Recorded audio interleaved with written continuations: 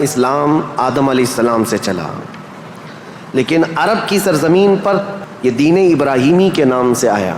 سب سے پہلے سیدنا ابراہیم خلیل اللہ علیہ الصلوۃ والتسلیم، اس وقت اللہ تبارک و تعالیٰ نے آپ کو مبعوث فرمایا جب دنیا میں کفر و شرک اور گمراہی و ضلالت پھیل چکی تھی، لوگوں میں کثرت سے اپنی عبادت کروانے کا رواج ہو چکا تھا۔ جیسے کہ نمرود کا زمانہ تھا، وہ طاقت و قوت کے بل بوتے اپنی عبادت کرنے پر لوگوں کو مجبور کرتا۔ اس دور میں سیدنا ابراہیم علیہ السلام تشریف لائے عراق بابل کے شہر میں، عراق کا ایک شہر بابل میں، اور وہاں سے آپ نے نور ہدایت کو منور کیا، ایک خدائے واحد کی عبادت کی طرف لوگوں کو بلایا۔ آپ کی آبادی دشمن ہوئی، خاندان دشمن ہوا، بادشاہ دشمن ہوا، بدلے میں آپ کو آگ میں جھونک دیا گیا۔ آپ وہاں سے نکل کر مصر چلے گئے، مصر کی سرزمین کو آپ نے اپنا جائے قیام بنایا، وہیں پر رہنے لگے۔ آپ کی شادی حضرت سارہ سے ہوئی، اولاد نہیں تھی برسوں تک۔ پھر حضرت ابراہیم علیہ الصلوۃ والتسلیم کی مخالفت میں بہت سارے لوگ تھے، حکمران تھے، بادشاہ تھے۔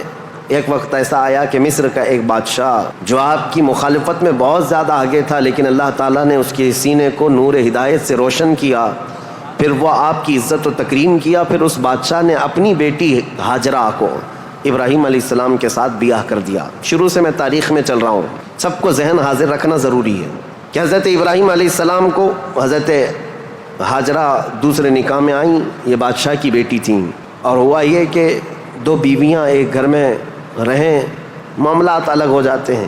تو جب معاملات بدلنے لگ گئے تو حضرت ہاجرہ کے گھر میں ایک بیٹا پیدا ہوا جو حضرت اسماعیل علیہ السلام ہے۔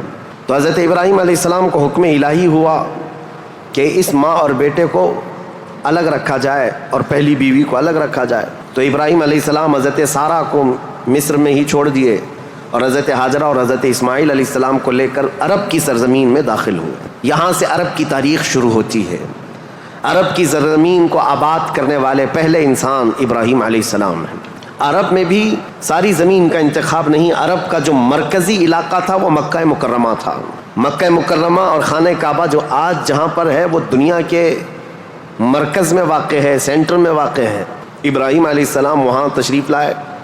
اس وقت کوئی آبادی نہیں تھی، کسی کا گھر نہیں تھا، کوئی مکان نہیں۔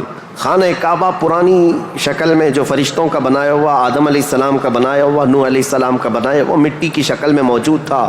ابراہیم علیہ السلام وہاں پر اپنی بیوی اور اپنے بیٹے کو ایک چھوٹا سا گھر بنا کر دے دیتے ہیں، بغیر چھت کا مکان تھا۔ پھر اس کے بعد وہ وہاں سے چلے گئے، پھر دوبارہ آتے رہے، جاتے رہے۔ اسماعیل علیہ السلام کی عمر جب سن بلوغت کو پہنچی